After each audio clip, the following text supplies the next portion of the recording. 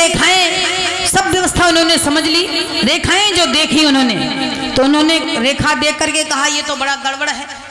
राम का आने वाला समय जो है और आगे आने वाले समय में 14 वर्ष बड़े ही भारी है, क्योंकि उन्हें वो ज्योतिषाचार्य थी, ज्योतिष में बहुत पारंगत थी, युद्ध कला में बड़ी निपुण थी कैकेयी।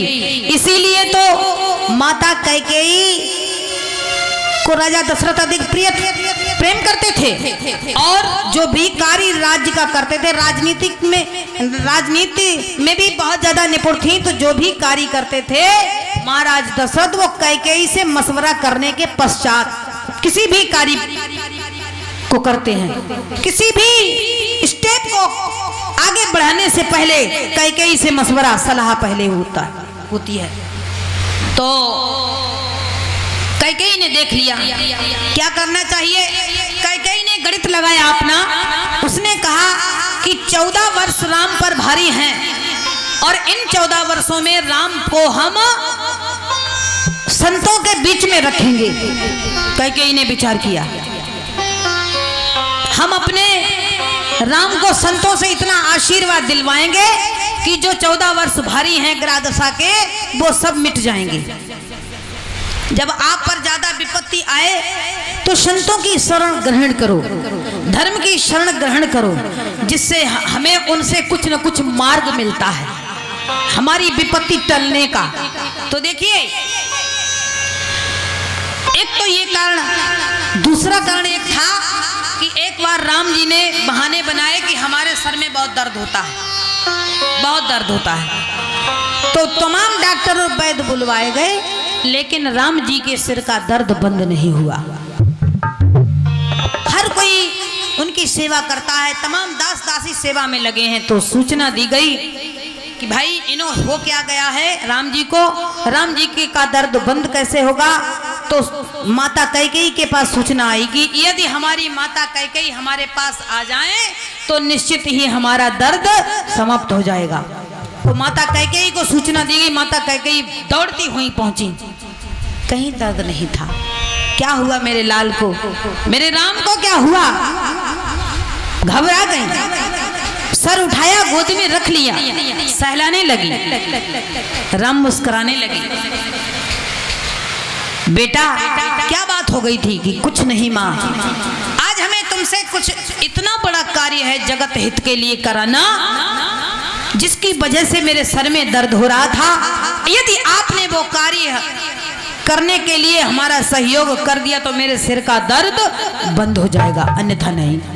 अच्छा, ऐसा कौन सा कार्य किया है? ये बात उसी समय की है जब युवराज पद देने के लिए महाराज तैयार हैं। तो कहने लगे अब उन्हें क्या पता कि माता पुत्र में क्या गुप्तगू हो गई है। तो कैकेयी ने कहा बोलो बेटा मैं तुम्हारी मदद करूंगी।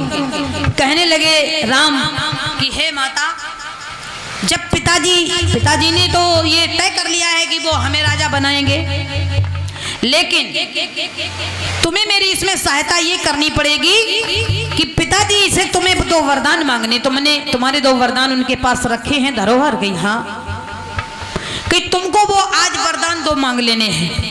आज तुम्हारे उन 2 वरदानों को मांगने का वक्त आ गया है, मांगिएगा और बेखटक होकर। क्या मांगे? कि एक से भरत को अयोध्या नगरी का राज्य और दूसरे से मेरे को 14 वर्ष का। कैकेयी कहने लगी राम को, राम मैं भरत के लिए राजगद्दी मांग लूंगी, लेकिन तुम्हारे लिए वनवास नहीं मांग पाऊंगी। इस एक वरदान को बदल दो, चाहे जो भी चाहो वो हम दूसरा मांग लेंगे, लेकिन ये नहीं मांग पाएंगे। कहने लगे माता तो फिर हमारे सिर का दर्द बंद नहीं होगा, वरदान तो आपको यही मांगना पड़ेगा। यदि आप ये वरदान नहीं मांगती हैं तो इस वरदान के अलावा, रे भाई कैकेयी के इन 2 वरदानों को अगर रामायण से हटा दिया जाए तो क्या रह गया? रह क्या गया? इन 2 वरदानों को हटा दो, कुछ नहीं रहा। कहने लगी तुमको वरदान यही मांगना पड़ेगा।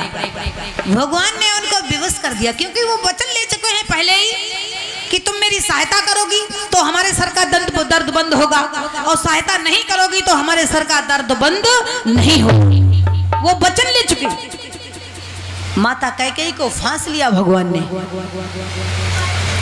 माता कैकेयी कहने लगी, ठीक है मेरे लाल, जो कुछ भी तुमको चाहिए, पुत्र सुख चाहिए या सुत सुख चाहिए। कहते हैं कैकेयी ने क्या खोया मेरे भाइयों? कैकेयी ने अपने पास रखा ही क्या, उसके पास रहा ही क्या? न पुत्र सुख रहा, न पति सुख रहा, न प्रजा का सुख रहा, न ऐश्वर्य, कुछ भी नहीं रहा। उसने परहित में, परोपकार में और देश को बचाने के लिए देश हित में अपना सब कुछ बलिदान कर दिया। कुछ नहीं रहा उसके पास।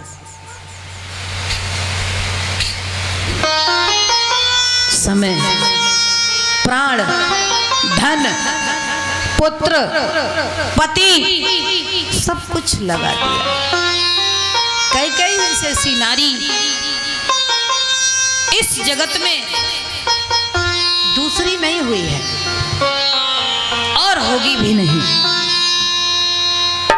कभी नहीं।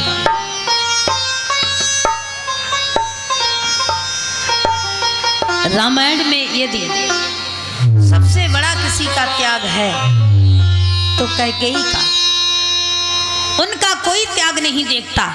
कितना कचरा उनके ऊपर पड़ा है, कितनी निंदा, कितनी उपेक्षा बर्दाश्त की है माता कैकेयी ने।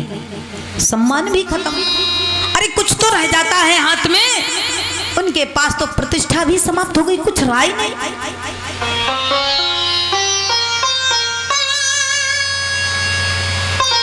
कोई बात नहीं। माता कैकेयी कहने लगी, ठीक है, हमें तुम्हारी ये शर्त मंजूर है। जो कीमत चुकानी होगी हम चुकाएंगे। माता कैकेयी राम जी को वचन दे करके और चली आई। तो इसीलिए एक तो समस्या थी, क्योंकि उन्होंने ये बात जो याद दिलवाई कि राम को सिंहासन पर बैठने के लिए राम राज्य लाना अति आवश्यक है। माता, जब तक राम राज्य नहीं आता हम कैसे सिंहासन पर बैठेंगे? पहले हम सुरक्षित तो कर ले अपना देश। हमारा देश ही सुरक्षित नहीं है अभी। और ये अयोध्या नगरी का राज्य लेने से पहले अपना राज मुकुट तो ले आए। सब झंझटे ही झंझटे हैं, चारों तरफ से इनसे सुलझ तो ले, इसके बाद हम राजगद्दी पर बैठेंगे। पिता को मैं इसलिए नहीं बता सकता क्योंकि उनका मैं प्राण हूं। उन्हें बताने, अगर हम बता देंगे तो अभी सब सारी कहानी बनने से पहले ही बिगड़ सकती है। ठीक है, राम के वनवास होने में राम की इच्छा थी। जिस काम में राम की इच्छा होती उसे कोई नहीं रोक पाता, वो होकर रहता है। सारे जहां के मालिक तेरा ही आसरा है और राजी हैं हम उसी में जिसमें तेरी रजा है। तेरी खुशी में मेरी खुशी। हम अपनी खुशी अलग से नहीं जो है जुटा सकते। देवताओं की प्रार्थना पर माता सरस्वती प्रकट हुई। माँ सरस्वती के प्रकट होते ही प्रार्थना की है तो माँ सरस्वती से कहा कि हे माता, आप जगत कल्याण के लिए जो है चली जाइए और अयोध्या नगरी में मंथरा से अपना कार्य सब संपन्न कराइए। भगवान के इस कार्य को देख करके माता सरस्वती खुद पछताती हैं और क्या कहती हैं? कहती हैं कि लोग हमें बहुत दुष्ट कहेंगे, हमारे देवत्व पर वो जो है निशान लगा देंगे, लेकिन फिर क्या मन में कहती हैं? कहती हैं कोई बात नहीं, राम के इस चरित्र को, राम की इस वन यात्रा में जो मेरा भाग है, तो राम की यात्रा, वन यात्रा का प्रसंग, कथा जो भी कहेगा, जो बोलेगा, तो वो मुझे जरूर याद करेगा, मुझे जरूर बुलाएगा। उस समय हमारा सारा ये दोष समाप्त हो जाएगा। जो दोष आज हमें लग रहा है, देवताओं तुम्हारी वजह से राम राजा बनने वाले हैं, लेकिन तुम मुझसे कह रहे हो कि जाओ अयोध्या में और विघ्न डाल दो। मुझे अयोध्या में जाकर के विघ्न डालना पड़ेगा। माता चल दी, और जब वो चल देती हैं, मंथरा की बुद्धि पर को फेर दिया, बाणी पर बैठ गई। मंथरा देखती है महल में चहल पहल, महल का निरीक्षण किया, ऊपर अटारी पर चढ़ गई मंथरा। और जब ऊपर अटारी पर चढ़ जाती है, देखती है जहां तहां जिस तिसको बुलाकर कहती है कि अरे क्या बात है, अयोध्या नगरी तो वैसे ही खूबसूरत है, इसको और सजाने की जरूरत क्या है। कहा क्या उत्सव है, तुम्हें नहीं पता कि सवेरे राम का राज तिलक होगा। अच्छा, हर सवेरे राम राजा बनाए जाएंगे, सवेरे राम राजा बनाए जाएंगे।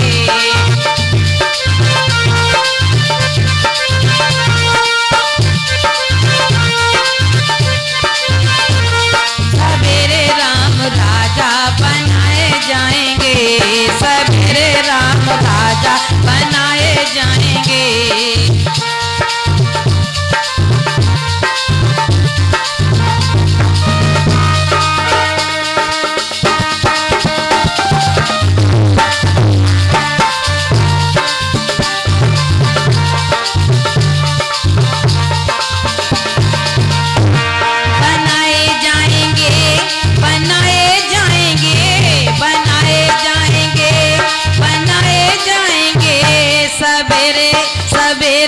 सवेरे राम राजा बनाए जाएंगे, सवेरे राम राजा बनाए जाएंगे।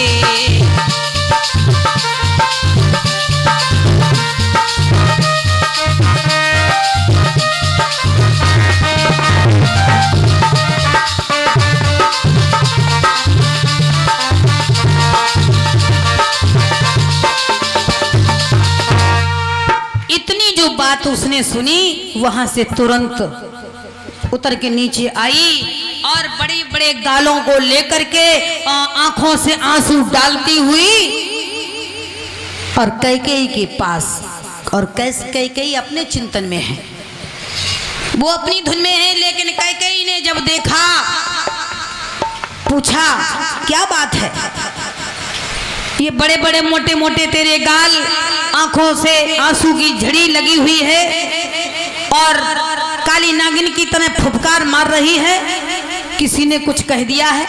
अरे लखन ने तुझे डांट दिया है, शत्रुघ्न ने कुछ कहा वो, या किसी और ने कुछ कहा? नहीं बोली। फिर कहने लगी अरे कुछ तो बता, क्या हमारे राम राजा और लक्ष्मण शत्रुघ्न भरत जो ननिहाल में, ये सब कुशल से तो हैं? उसने कहा महारानी, राम को तुमने सबसे पहले ले लिया, और किसी की कुशल हो या ना हो, लेकिन राम की और राम की अम्मा की, इन दोनों लोगों की तो कुशल ही कुशल है। राम की महतारी, इन दो लोगों की, तो राम के कुशल के बारे में तुम क्यों पूछती हो? मुझे रात भर नींद नहीं आ रही है और तुम राम के कुशल के बारे में पूछा, तो पूछा राम के कुशल के बारे में, कुछ पूछने को ही नहीं मिला। हमें क्या मतलब है? तुम सोचती हो कि रात भर रात दिन तुम यहाँ पर पड़े पड़े पलंग पर सोती रहती हो, नींद लेती रहती हो, श्रृंगार करती रहती हो, अपनी दुनिया में डूबी रहती हो, तुम्हें कुछ होश ही नहीं है? अरे काहे का कुछ बताएगी कि तुम्हें लगता है कि राजा दशरथ तुम्हें बहुत चाहते हैं, लेकिन मीठी मीठी कपट भरी बातें कर दी, चतुराई के साथ तुमने समझ लिया वो मुझे बहुत प्यार करते हैं।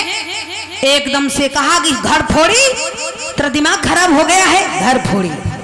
तुझे क्या जरूरत है हमारे घर में इटपट करने की? तू कौन होती है मेरे घर में हस्तक्षेप करने वाली? जो करूंगी मैं करूंगी, मुझे भी पता होगा। मेरे सामने एक दिन ये बात आ जाएगी कि महाराज हमसे कपट करते हैं, भेदभाव रखते हैं, चापलूसी रखते हैं,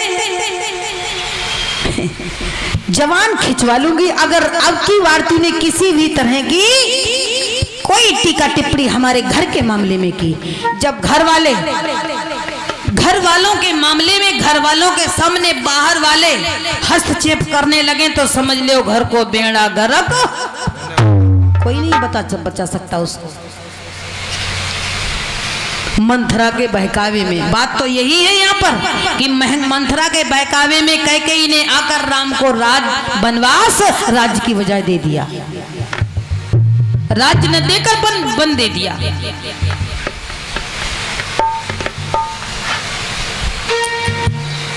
कहने लगी मेरी एक बात सुनो, हम तुम्हें बहुत अच्छी तरह से समझा रहे हैं और अभी तुम समझ जाओ। चतुर गंभीर राम महतारी, वो बोलती कुछ नहीं है। एक बात और बताएं आपको, कम बोलने वाले ज्यादा चतुर होते हैं, उनके मन में क्या चलता है कुछ पता नहीं लगता, बहुत खतरनाक होते हैं, उनसे बच के रहो न, सावधान। देखिए इतने लोगों से नंबर एक बात तो जो कम बोलने वाला हो, और दूसरी बात जो बहुत मीठो बोले, बहुत लेस लगा के बोला है। जब मालूम हो तुम्हें रसगुल्ला और छेना वे हाले खवा दिए, अगर ऐसे लोग तुम्हें मिल जाएं तो समझ लियो कि जब मैं कछू दाल में कालो जरूर है। उनके लिए क्या कहा है, भयदायक खलकी प्रियवानी जिम काल के कुसुम भवानी। मैं नहीं कहती, ये राम कथा बोलती है, ये राम कथा कहती है। रावण जिस समय मरीच के पास में गया तो पहले तो बहुत उसने जो है शिष्टाचार निभाया, प्रणाम किया बाकायदा, और जो है बड़ी मीठी वाणी में बोला। लेकिन जब उसने सारी समस्या समझी और कहा कि देखो उनसे बैर न बढ़ाओ, वो जगत पिता है, वो जगत जननी है, तो उसने क्या कहा कि हे मारीच, यदि नहीं साथ देगा मेरा तो सारा ज्ञान भुला दूंगा और सीता को हरने से पहले यमपुरी तुझे पहुंचा दूंगा। इसलिए जो बहुत मीठा बोले, क्योंकि ज्यादा मीठा खाओ भी मत, मीठा ज्यादा खाओगे तो उससे डायबिटीज हो जाएगी, और ज्यादा अगर मीठा घर है बहुत समय तक रखे रहोगे तो उसमें पड़ जाएंगे कीड़े।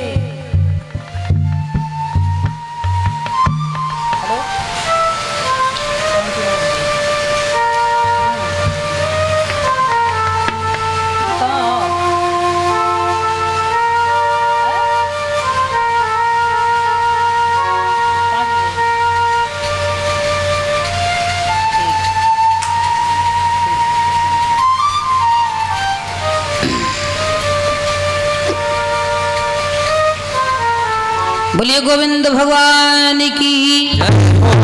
भैया ये तखत दर्द धूप आ गई है, कहाँ डलाया जाए। मेरी समझ से चली, तुम लोग इधर आ जाओ, ये तखत वहां पे डलवाओ।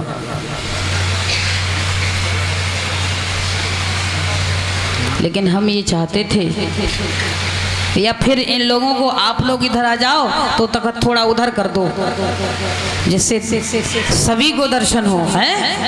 हाँ, आप लोग इधर आ जाओ, इधर, ये तखत वहाँ।